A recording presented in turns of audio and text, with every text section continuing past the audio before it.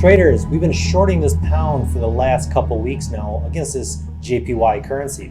But it also made me remember that breaking the Bank of England, who was that? That was George Soros. So I wanted to briefly touch on George Soros and that whole fundamental process that he went through to actually exploit this massive move in the market.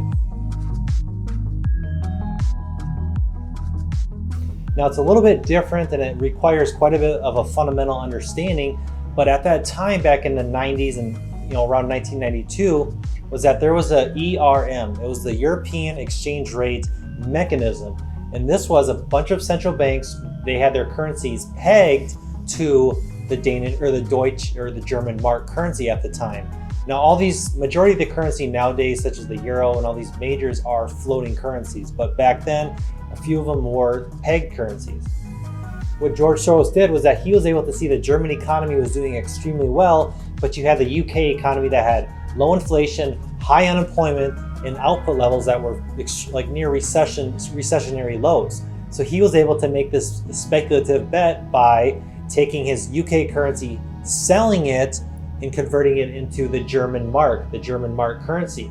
So when this big massive bet played out, when it did, he was able to make billions of dollars just by converting that German mark that he was holding on to, that gained a lot of value against the UK currency. And when he converted it back with the exchange rate, he was able to make, like I said, billions and billions of dollars on that massive position, guys.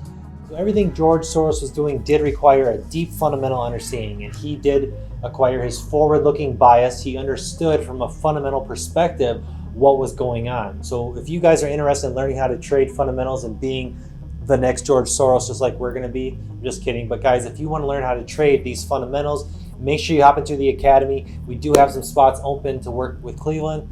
Yo, Cleve!